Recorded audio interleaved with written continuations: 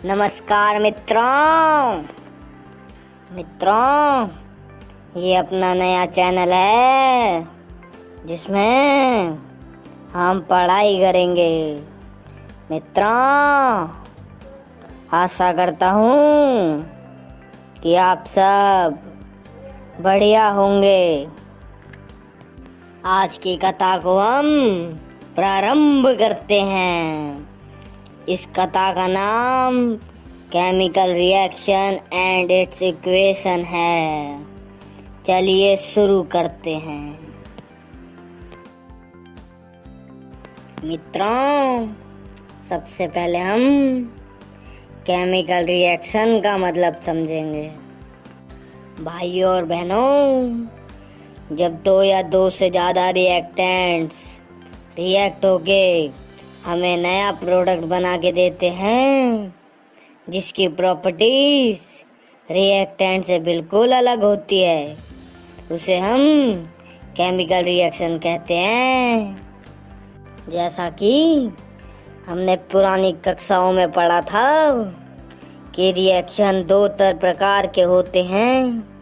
पहला reaction chemical reaction होता है और दूसरा फिजिकल रिएक्शन होता है। इसका मतलब भी हम बताएंगे। केमिकल रिएक्शन का मतलब ये होता है जिसका प्रोडक्ट बिल्कुल अलग प्रॉपर्टीज दिखाता है रिएक्टेंट से, उसको हम केमिकल रिएक्शन बोलते हैं। और जिसका प्रोडक्ट बिल्कुल रिएक्टेंट जैसी प्रॉपर्टीज दिखाता है उसे हम फिजिकल रिएक्शन बोलते हैं।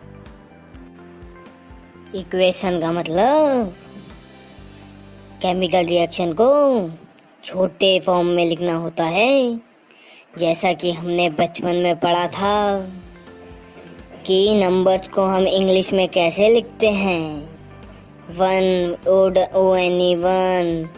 ऐसे ही साइंस के हम केमिकल रिएक्शन को इक्वेशन में लिखते हैं।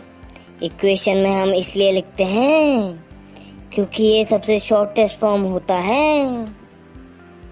इक्वेशन को लिखने के लिए भाइयों और बहनों, अब हम केमिकल रिएक्शन देखेंगे जो हम डेली देखते हैं। आइए मित्रों, चलो व्हाइट बोर्ड की ओर चलते हैं। अरे, मैं तो ये बताना ही भूल गया कि ये केमिकल रिएक्शन काम कहाँ आते हैं। ये काम आते हैं हमारी ज़रूरत को पूरी करने के लिए, और ये अपने आप नेचर में होते रहते हैं। अगर ज़रूरत में ही नहीं आएंगे तो हम करेंगे क्यों भाई। आप सबने देखा होगा जब दूध फ्रिज के बाहर गर्मियों में रखा रहता है तो वो कुछ समय के बाद अपने आप फट जाता है, लेकिन जब हमें पनीर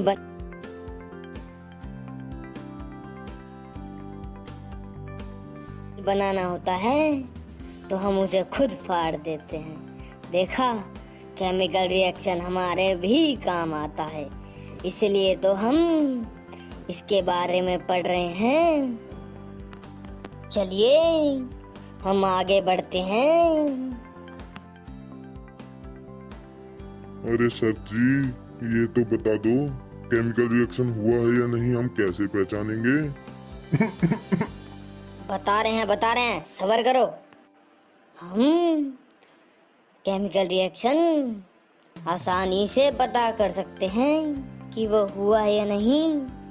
बस हमको ये बात याद रहनी चाहिए कि केमिकल रिएक्शन में हमेशा स्टेट चेंज होती है।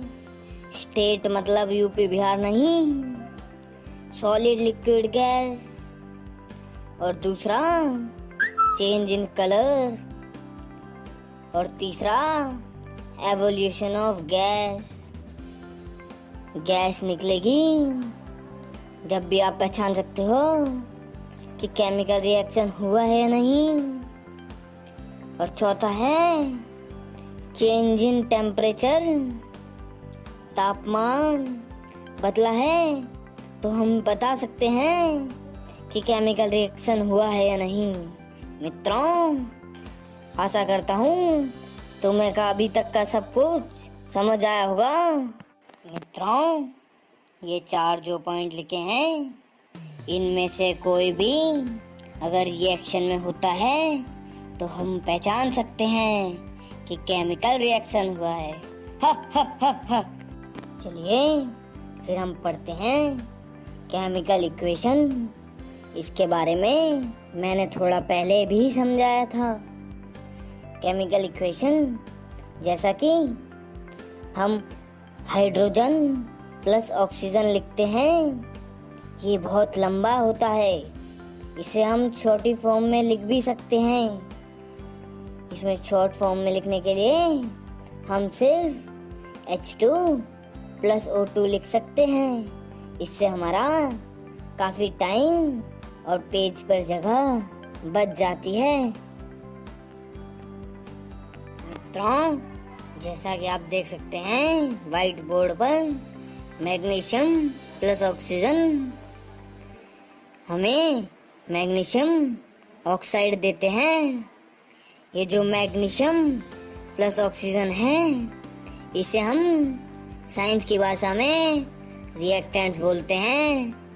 और जो राइट हैंड साइड पे लिखा है मैग्नीशियम ऑक्साइड, इसे हम साइंस की भाषा में प्रोडक्ट बोलते हैं। ये जो ऑक्सीजन के बाद राइट साइड को एरो दिख रहा है, उसे हम इसलिए लिखते हैं, वो दर्शाता है कि रिएक्टेंट प्रोडक्ट में विकसित हो रहे हैं, पिकाचू से राइचू की तरह। मित्रों, अब अलविदा लेने का टाइम आ चुका है। हम मिलते हैं अगली वीडियो में। राइटिंग अ केमिकल इक्वेशन के बारे में पढ़ेंगे। ओके, अलविदा मित्रों।